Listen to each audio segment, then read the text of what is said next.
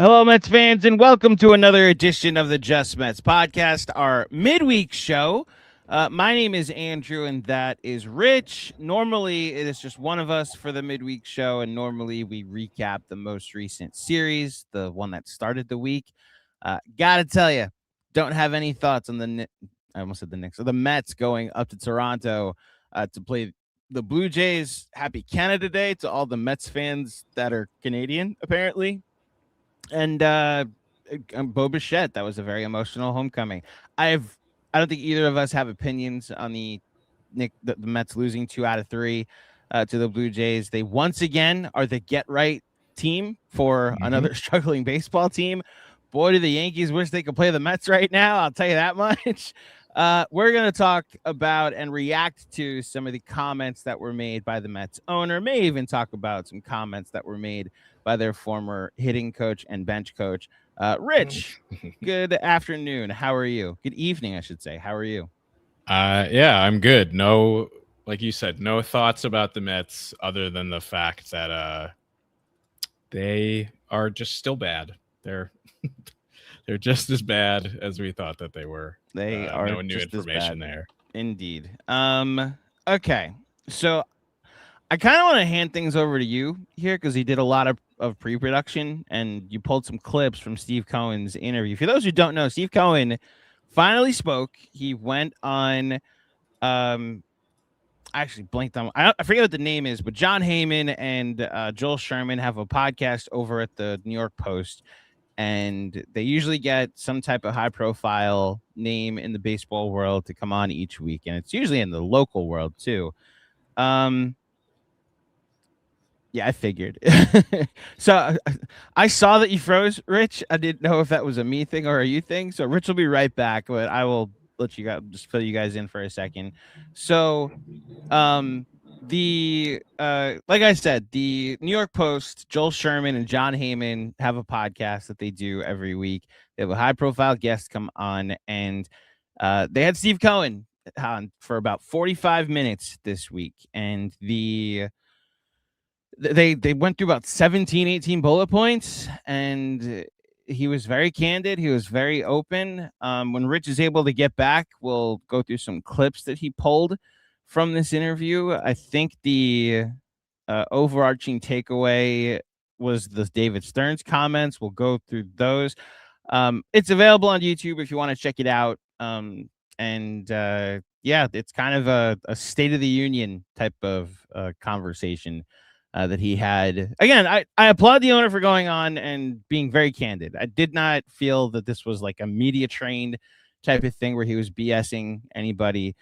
But, you know, we'll react to some of the things that he says when Rich is able to get back here.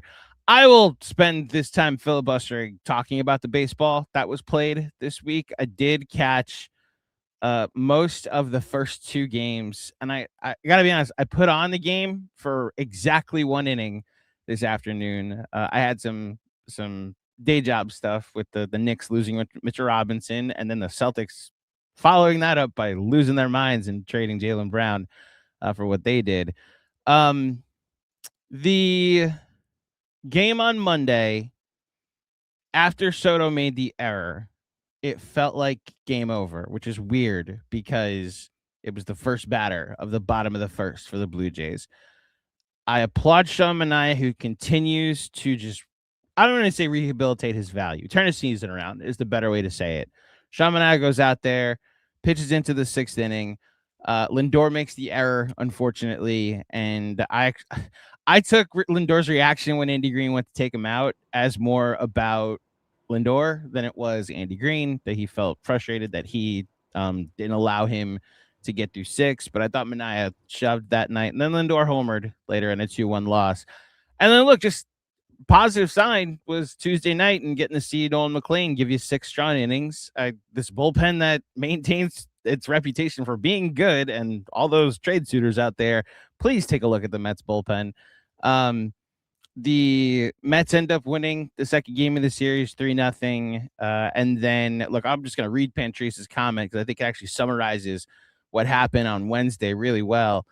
Stearns deserves a majority of the blame, but Peralta being garbage is not one of them. While his trade value is plummeting by the start. Crazy to think how good he was last season to now. Two thoughts on that. First of all, I don't blame David Stearns for the Freddie Peralta trade at all. In fact, I've been consistent on this. It's one of the things I do commend him for. It's one thing I will always commend a baseball mind for doing. And we talked about this on Sunday with the Pete Crow Armstrong conversation as Rich is back. Like, I will always applaud an aggressive move to try and win right now. It's why I will always defend the Javi Baez trade in spirit, even if the prospect that they traded out turned into like an MVP candidate, right? I will always defend Stearns trading 2 top 5 prospects for Peralta, even if Peralta has turned into this. It was the right move to make. You needed a front of the line starter to go with the. I mean, look, where would they be without? Where would they be? They'd be in last place anyway. But like, they went into this season with a perceived ace. I respected the calculation and agreed with the calculation that they said, whatever they become, no big deal. Like, we need to try and win right now and potentially even extend him, which is, I guess, an interesting conversation now with Freddie Peralta, because I don't think his trade value is all that high. And I don't know what his like free agency value is going to be. He's still very young. I wonder if that price has come down. He's probably a qualifying offer guy at this point. And if you just get him back again for 1 year, you know, we'll see what the economics of baseball look like next year. But I wonder if he just takes it and says, I need to rehabilitate myself after last season, this poor season that I had. But yeah, he was pretty awful today. And that's why you'll never hear me criticize David Stearns for the Freddie Peralta trade. Not one bit. That's not one. There are plenty of other things I'll criticize him for, not for this stuff. I wonder if I'm back. I wonder if Freddie Peralta has to wind up doing what Zach Gallen did this offseason, where had been an ace for several years, then just randomly has a very bad year last year. Didn't he wind up rejecting the qualifying offer, but then signing for something similar to it anyways to just go back to Arizona by the end of the offseason? I wouldn't be shocked if Peralta had to take one of those, or, you know, one of the classic like 1-and-1 player option, you know, umbrella kind of contracts. Look, I think at this point, I know the economics of baseball next year are uncertain. And this is like a thing they discussed in the Steve Cohen conversation with Sherman and Heyman. Like, nobody knows what 2027 is going to look like. So it's difficult to approach the deadline with any type of certainty of what you want to get back. Like, nobody knows if they should take long-term money back on the other side of the deadline. So I'm at the point where I don't think, unless some team blows you away with a prospect package for 2 months of Freddie Peralta, just keep him, extend the qualifying offer, and worst case scenario, it's another 1-year deal next year. Also, the qualifying offer would be such a raise off of what he made this season because he was on a dirt cheap extension. True. Shout out to David Stearns. I think the reality is his trade value has dropped so low that you can now reassess this as something that he can. It's no longer imperative that you were going to lose him anyway, and you can extend him a qualifying offer, because you lose it, just take the draft compensation and you live with it. That's where I'm at the moment. Yeah. So, Rich, Steve Cohen went on, I almost said the radio, went on a podcast today. What's the name of Joel Sherman and John Heyman's podcast? Do you know off the top of your head? It's called The Show. Oh, that's actually a good name. Shout out to the Post. That's a good name for a podcast for them too. He did about 45 minutes. They went through about 17 bullet points. I appreciate the production value of crossing off a list every time they went through it. It's very PTI. Yeah. Minor note, it doesn't need to take up the whole screen. It doesn't need to be on screen all the time. And you will see that I cropped it out of the clips that I cut for this on purpose. Could have just used it as a different thing. So let's go through the different clips that you pulled. I'm going to hand things over to you. What did you find? Let's go to clip 1, or however you want to do this, Rich. Yeah, so I think we'll play each clip. Some of them are pretty short. There's one or two that are about a minute or two long. Those ones are a little longer, but I felt like it was important to hear those mostly in their entirety. This first one, I think, is the one that everybody reacted to first. This is the one that the clip that they put out before the podcast even went out live, which was Steve Cohen asked directly about, just his thoughts on David Stearns as president of baseball operations and his role with the team moving forward. We're 2.5 years into a contract. Everyone forgets, does he get any credit for 24? Does that not count? Okay, and we almost made it to the World Series. And that was just 2 years ago. So it's a mixed record, okay? I mean, I'm not going to say it's going great, okay? But it's too early to really make evaluations. And I feel really strongly that if we're going to burn and churn, that's a terrible place to be. And every time you burn and churn, that guess what? The next time, nobody wants to come, okay? Is someone going to put their career in your hands if you're going to be, short-term oriented? And yeah, I have a contract. It's a 5-year contract, and we're going to live that contract out. Does that mean David Stearns is getting the full 5 years, no matter what? Listen, I mean, I'm going forward with David. Oh, Rich is no longer in the room. He froze again, apparently. I will just react to what those comments were from from Steve Cohen. I think anybody who was hopeful that Cohen would fire Stearns next after, let's play out the rest of the season as if they lose 100 games, right? Let's say they completely bottom out. They're 60, I believe they're 15 games under 500 after losing 2 out of 3. Yeah, the Mets, as of right now, after their 9-3 loss today, are 36-51. Let's say they lose 49 more games the rest of the season and finish with 100 losses for the first time since 1993. I still don't think that Steve Cohen is going to fire. I think anybody that was hopeful that was going to be enough to fire David Stearns was mildly playing themselves or a bit too wishful thinking. Even I, who's been very critical and even said on Sunday, I'm kind of out on all of this, right?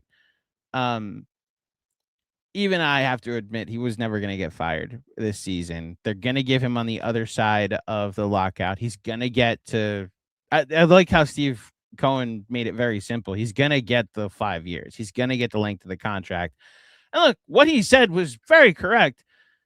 Whoever would be here to replace David Stearns, if 2 years after an NLCS run, you're suddenly losing your job, right? That's just not a way to build a reputation that guys will want to come here, right? If you're not going to be able to attract the next great GM or president of baseball operations or baseball mind if you have that type of quick trigger on your next Pobo. So I don't think look, I'm trying to dance along the lines of I think you should have more. I think you should have more accountability. I think you should make him hire a GM if you want him to work on the infrastructure. Fine. I was not surprised that he committed to David Stearns for the 5 years, and I understand the reasoning that it's just not good practice to burn and churn, as he said. Have someone commit their career to you and then or put their career in your hands, and then you fire them 3 years into a 5-year contract. So yeah, I wasn't surprised by what he said. Rich, do I have you back? I know we're having some technical difficulties today. Rich, do I have you back? I think so. Okay. I don't know why my entire computer melted I know down why. twice. It's Steve Cohen. It's the Post. They don't want us reacting to the conversation that they had today. That's apparently. what it is. Maybe it's even the Boston Celtics. They just don't want anybody to have anything successful right now. They don't want the Knicks to have their backup center. They don't want They don't want their own team to have their finals MVP or playoff hero anymore. Just a note, your AirPods are like a tad loud, so I can hear myself in your microphone. So maybe it's your Better? microphone. I can still hear. You're fine. It's fine. Well, what's the Okay. next clip that we got? Okay, Well, the okay, next hold clip. on. Did the You last should- one even finish playing? Last one finished playing. Do you want to react Okay. to the commitment to David Stearns? Yeah, I mean, I think it was good that he came out and said it unequivocally, like, we're not doing it, at least this year and next year. I guess he left it a little bit open for year 5 if they're still really bad. That would be 2028. But yeah, I guess not super surprising. It's essentially after Carlos Mendoza has been fired, it is the only thing that Mets fans are going to focus on for the rest of this season. We talked about it on Sunday's show. He's the last fall guy that is left. So I think it was wise that if you're not going to fire David Stearns, to come out and say, like, no, there's no way we're firing him. Obviously, they did do that for Carlos Mendoza not that long ago and wound up firing him. But they, I think Steve Cohen kind of went above and beyond to say it's not happening this year and it's not happening next year. That is not something that Stearns did when he was defending Mendoza. That was kind of a right now comment that he made. So again, if that's the decision you've decided to make, this was the thing you should do. I'm not going to say I don't know if I agree or disagree with it. I think he's done a terrible job for 2 years. I also understand you can't just upheave such a prominent figure after 2.5 seasons when this is like a deeply rooted long-term play. And I believe it's from the clip we just played because I couldn't listen to half of it because my computer exploded again. But the fact that, it also affects other people wanting to come work for your organization if you're just going to fire people every couple of years. That was something that Will Salmon had reported a week ago. Steve Cohen basically just came out and said it and confirmed that today. So from those aspects, I think him saying that makes sense. Next up. The next up is just plain, why did you fire Carlos Mendoza? This was good. I think it came down to one simple question. I mean, were we going to extend Carlos or not? And if the answer was no, then in my discussions with David, we both agreed at this time is like, give him a break, I mean, the guy's sitting in front of the cameras every day. And, if you're not going to extend him, then I describe it as a mercy shot. And given where the club was. And frankly, I watched that game where we had 6 errors and the next day we had 2 errors. And, the club just wasn't playing well. And, and that's just the way it is. And, when you take the manager's job, I don't know too many managers that are, in that role forever. And that's just part of the gig. And sometimes you have to make a change. Jeez. He called the firing Mendoza like a mercy kill. Like he basically said that here I'm just the echo is loud, so I'm just gonna while I'm talking we'll go back and forth. He basically said that like it's almost like a take the manager out to pasture. Like it's better for us to fire him. Like you said, it's a mercy kill. I felt like that's very cold how he put it, but we were saying it like, and again, Cohen said it in the interview.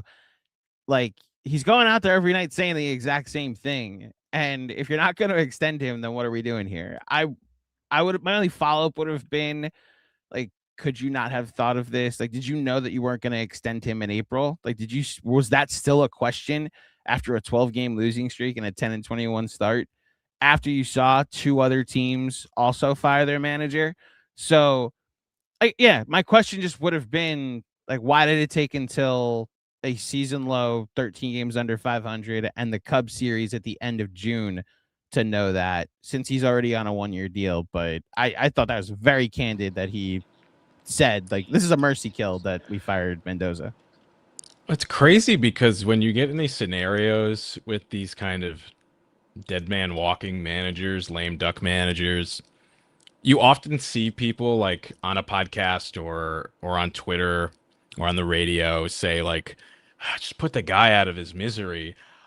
I've never heard an owner or a person in a position of power to make such a decision actually come out and say that before. I was shocked that he said it when I listened to it earlier today. It's incredibly honest. I appreciate the honesty from Steve Cohen, but yeah, I mean, I was pretty shocked to hear him say that. When he used the words mercy shot, I was just, this is, wow. So you really just like put him out, like you said, put him out of his misery, like took the man behind the woodshed and said, you know, this is better off that we do this now. Next up is he was asked essentially about their different regrets from this past offseason, if he regrets anything. They also asked a little bit about, his involvement in it as well. He starts out talking about something that he got involved in and then moves on to some of the other moves that they eventually made. Yeah, listen, I did step in on Diaz and didn't work out. I think each situation was sort of idiosyncratic. And if you asked me at the beginning of that offseason, would Diaz, Alonso, Nimmo, and McNeil all be gone? The answer is probably not. We'd probably keep one of them. It would work out. It didn't, and all for different reasons. And I'm not saying that I'm not going to relitigate, what happened there. I got to look forward. And listen, they were great Mets. I still follow them. In the box scores. I'm rooting for them. Okay, I mean, they're good guys, terrific guys, and but we got to look forward. And these are the decisions a president of baseball ops makes. I allow them to make them, and frankly, just like it's too early to evaluate David, it's too early to evaluate what happened here. I mean, he is right. It is too early to evaluate this and what happened here so far. What do you think? Yeah, I mean, one, I think that it is of note that he admitted he stepped in on the Edwin Diaz negotiations. It still didn't work out, but I always think it's interesting for him to admit when he's done that. We've, other than the whispers about Soto the previous year, we've never truly ever gotten full confirmation, like what free agents or moves that Steve Cohen has actively been involved in and ones that he's taken more of a back seat on. So it was interesting to hear that. And go ahead. No. Just Heyman even hinted you got involved with Alonso last year, right? Yeah, so and he didn't deny it this year. Yeah. And the other thing that I took away was just like, it seems like he's wondering, and I take this context on one of the other things that he said, which I don't think is in any of the clips that we're going to show, is like questioning, maybe was it too many changes at once? Maybe did we upheave things too much with both the roster, which was obviously a large upheaval. We talked about the entire winter, also basically the entire coaching staff, and most of them have never coached at this high of a level before at their positions. So I do think that there's some, you could tell there, and he expands on it later, like there's some open wondering of like, yeah, like maybe if we did it again, we would still make changes, but maybe not to such an extreme level. Maybe there should have been like a little bit more continuity somewhere. Yeah, the reality of the situation the Mets are in and how they just switched everything up this past offseason.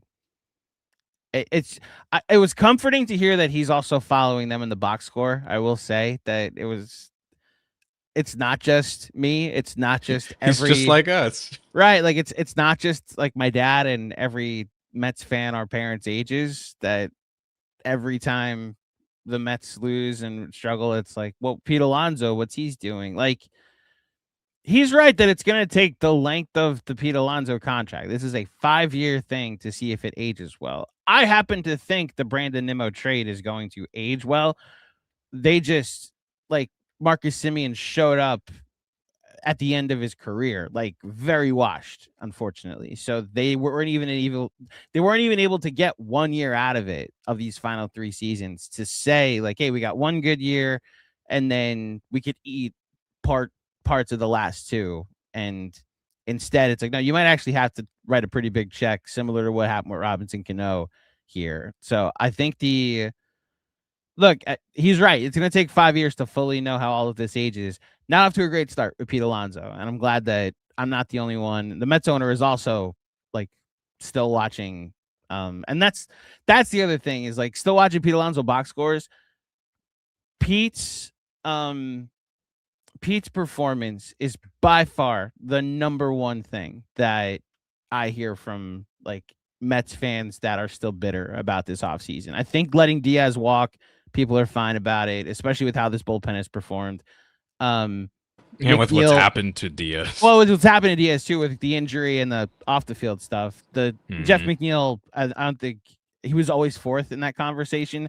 And the Mets outfield is very fun and set up for the next decade. So like those 3 are fine. It's the fact that we've had to watch Mark Vientos and Bo Bichette and the rotation of first basemen all season that have made a lot of Mets fans miss Pete Alonso, just flat out miss their cleanup hitter, miss their bopper. And he's like on pace for like 35, 38 home runs, 120 RBIs this season. Don't look at some of his defensive highlights, but I think the reality is, like, Cohen's right. We're going to have to see where we are at the end of 5 years. And if Pete's suddenly like a less than 1 WAR, 25 to 30 home run hitter like Ryan Howard at the end of his career in the back end of this deal, yeah, it'll look like Stearns made the right calculation. If he just turns into a 30 to 35 home run hitting DH for the last 2 years of this contract, then it was a horrific calculation, especially with the universal DH now. So we'll see how it ages. Yeah, I mean, the one thing I've said and that I will continue to say is, for me at least, it's again not even letting him go. It's just the replacement you chose was stupid and bad. Yeah, and it's not. It was just not well advised. Like I remember all the way back to the Saturday afternoon in December where we did the emergency live stream for the Jorge Polanco signing, and we were like, wow, I didn't think they'd go after a middle infielder, but I really like this. And then it was like, he might play first base. And I was like, well, I don't like that. Well, but clearly that's not the plan. They must be cooking here. There must be something else in the background, like a Leon Rose, Brock Aller, like you always trust with the Knicks. They'll figure, like, who the hell is going to be their backup center? I don't know, but I trust that they'll figure it out. I kind of thought that with the Mets at first base, and then it was like, oh no, your plan actually was to play Jorge Polanco at first base, and he played a game before he got hurt. An inning. He played an inning. It was an injury replacement too. He played an inning of the ninth, a portion of the ninth inning, because somebody got hurt during a game. That's right. That's right. Yeah. And it's like when they put Jesse Winker in the outfield for half a game last year, and then he never played Major League Baseball ever again. Ended his career because of that. It's just a. And this is where the reevaluation into their calculations, I do think, needs to happen. That they're like, oh yeah, what's wrong with Winker for a game? What's wrong with Starling Marte for a game? Instant IL trip. We can. And look, when we did the New Year's resolutions of who's gonna play first base for the Mets in 2025 or 2026, it's why my answer was like, not Pete Alonso. That's the only calculation they made. Not Pete Alonso was their plan. And you know who's played first base for the Mets this Not year? Pete Alonso. A whole bunch of not Pete Alonsos. And Jared Young has been the best It's not the best Pete Alonso. That's it. Mark Vientos has been a bad not Pete Alonso. What's Polanco? Pete doesn't miss games. Polanco's been the opposite of. Has Pete Wagaman Alonso. ever played first? Has he played first yet? But he's been in platoon. Yeah, he's played some first base. But Butt Booty has played some. Butt Booty. So he's been awful. He's like it. You know how much I'm staring at the Red Sox and Wilson Contreras' numbers, and it's where I go to your side of like if that was the move and he had a 924 OPS, the Mets are at least a 500 team right now with how many close games they've lost. Rich are 3-16 in one-run games. You telling me a 924 OPS wouldn't at least make that 500? It's like a 15-game difference, though. Like for one play, like I'm he's not talking that. 7 more wins is all I'm asking. I know. That's all it would take is 7 more wins. And when you're 3-16 in one-run games, I see the margin right there. I'm not saying they'd be good. I'm saying they'd be 500. See, it's not in one of the clips we're gonna go through, but Steve Cohen did actually mention the one-run game statistic and how the Phillies are basically the opposite. And he basically came out and said like he doesn't know why, but when the game is on the line, like our players get nervous and they can't perform. He also talked about the 9th inning, not the comebacks, but I think he had said they only scored like 14 or 15 runs in the 9th inning all season long. And obviously he's aware of what happened last year if he didn't bring it up. So again, it's things you wouldn't expect him to say because it's kind of things that we've all been saying. Which it lets you know that he's closer to us as a Mets fan than we realize. He's plugged into an extent. Like he turned his franchise over to someone that was allegedly smarter and able to oversee the franchise from a bigger, less emotional level, which in theory is the correct process. But then also he's able to react to what we're reacting to the same way, like accordingly. I thought him bringing up the Phillies and their one-run game success was both a comment of like, this is the margin between us and the Phillies. They're really good at one-run games. We're not. And I don't think that's an unfair calculation that like the Phillies, remember the line of ass, right? There was a portion for a lot of the season as the Phillies were turning their season around that they had 4 players below that line with the Mets. They were the only 2 teams that had 4 players below that line. And yet, for some reason, the Phillies were getting better. And it's like, well, they're getting much luckier in one-run games than the Mets are. And it's like they're getting 1 more big hit per game, it seems, in those close games. That's all I'm saying, that if the Mets had another hitter and wasn't getting Mark Vientos at bats, who was, as you documented, the worst player in baseball for a month and a half, I think they're 7 wins better. Not saying they'd be good, not saying they'd be like the plan would have worked. I'd say the season's not over on July 1st. Yeah, I think that's fair. Like, I think if you put Pete Alonso on this team, like, despite the same margin calculation being to be clear, it's the same calculation with Pete, you know? Right, but in my opinion, this is still like a team that's 7 games under 500 with Pete Alonso, which is significantly better than where they are right now because they're 15 games under right now. Do they still have Bo if they have Pete? Are you saying it's one or the other? In this scenario, let's pretend they have both and their seasons have played out the same. I think that the Mets are better, but I don't think that they are like going from 15 games under to being over 500. Like I still think they're an under 500 baseball team because so much else has gone wrong. Right. The pitching still probably would have fallen apart. I'm saying they're at least 43 and 44. Like that's the calculation I'm making. Like not I don't agree with that's fine. We could disagree with that. I'm saying they'd be 7 wins better, 7 losses better, if that makes sense. Like again, 3-16 in one-run games. if they're 10-9 instead, because they're getting one more big hit because they have one more major league hitter in their lineup in those close games. Like, Pete was unbelievably clutch last year, and the majority of his Mets tenure, outside of one season where he struggled and then hit the biggest home run maybe in the franchise's history. I that's the calculation I'm making, that it would have been another threat in the lineup. No, I get it. You want to do the next clip? Let's do it. Cool. This is another one that caught my attention.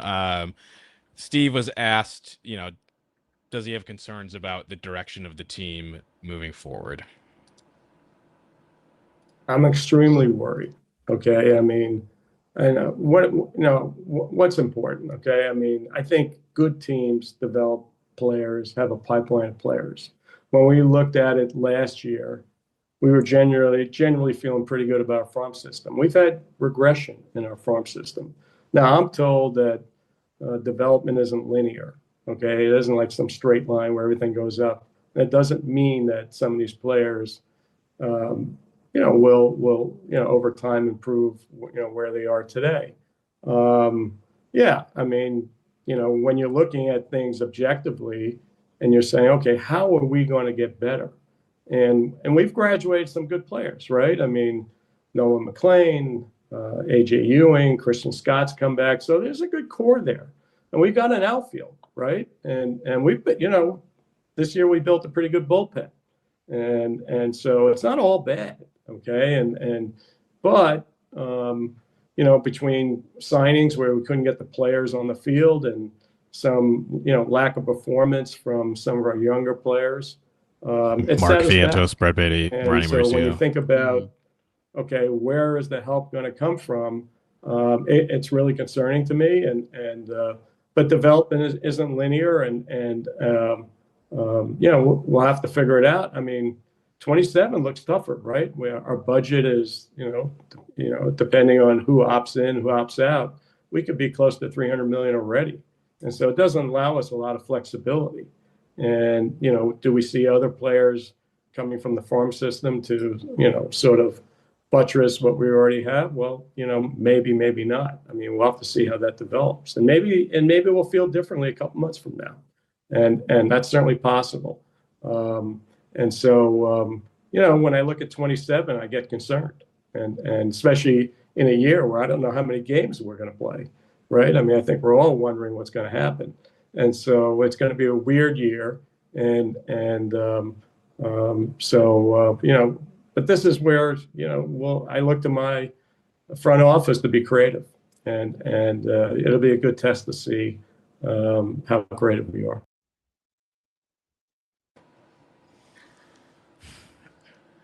Rich, your thoughts? I'm curious if the same bit caught both of our attention, because for me, other than like the funny thing he said at the beginning, it doesn't sound like they're going to spend that much into 2027, despite either way what happens with the CBA. Like, he made it a point to say we're not going to have much flexibility for 2027, and then talked up like we might have to go to the farm system more, and said like I'm very concerned about 2027. Yeah, that caught my. I mean, he's saying like with the opt-ins, so that's with like Bichette opting in. With if you pick up Luis Roberts' option. Look, Heyman reported, what was it, yesterday or the day before, that the Mets will almost absolutely be the Skubal team. Like, they will be the front runners for Tariq Skubal. And as we saw from how candid this interview seemed, I'm just going to flat out trust Heyman on all things Mets because of how close he seems to be with the owner. They went out of their way to say, like, we talked with you all the time. You were telling me all last year that we were on a playoff team, that the projections weren't real. I actually appreciated Heyman saying that FanGraphs projections are bullshit. That was funny. Yeah, was the question here from Sherman, where he asked about the trajectory of the team. I believe so. So I was actually more impressed with Sherman's question than I was like reacting to the Cohen answer, because he pointed out that like Steve Cohen brought up 2024 and how does David get credit for that? And we're talking about 2 years removed from a World Series, from being 2 wins away from the World Series. Are you really gonna like fire a guy that is 2 years removed from that? And like we went over the answer to that clip of you don't want to fire guys 3 years into a 5-year commitment, right? You actually want to see a commitment through. I thought Sherman's question, the way he worded it, that's fine. You could bring up 2024, but you made the playoffs on the last day of the season, right? Like you won a tiebreaker to be the 6th seed. The following season, you lost the tiebreaker for the 6th seed on the last day of the season. And now you're one of the worst teams in baseball. How worried are you about the trajectory that you're currently 14 games under 500 in last place, and the top of your farm system is nothing special? So the present is bad, the future looks bad, and the past has only shown a downward trend. I actually thought that was painting the picture correctly, which is why Steve's answer here of I'm very concerned is a fair one. And I think they're appropriate one. So that's where it's a connection of what my reaction to this whole thing is. It starts with painting the picture for the owner and having him acknowledge, yes, I'm not going to push back to anything you just said. That's absolutely the direction this is going. I mean, do you have any clips from the second half of the interview that's all about the CBA and the bargaining there? He says he's a team player for the owners. Yeah. Yeah. The second to last. So not the next question, but the one after that is a shorter clip about him talking about the CBA and 2027. When we get to that, that's my thought on how much they're going to spend in 2027. Like, I think I had some thoughts on that. Yeah, too. We'll find out if there's actually a 2027 season. But what's the next clip? So the next one, I think, outside of the Stearns one, I think this will get far and away aggregated the most, but aggregated in a way where you don't actually see the clip, because I think in text it comes off a lot differently than the way he actually says it. But this is Steve Cohen acknowledging in some way that, there actually was maybe something between Francisco Lindor and Juan Soto last year. The question itself was it's kind of a 2-part question of like, one, is there any chance you would trade either of these players? And then if not, what is how do you see their dynamic with the team? What do you think of their dynamic, which has been talked about quite a bit? Can a winning team be formed with those 2 guys as the 2 key guys?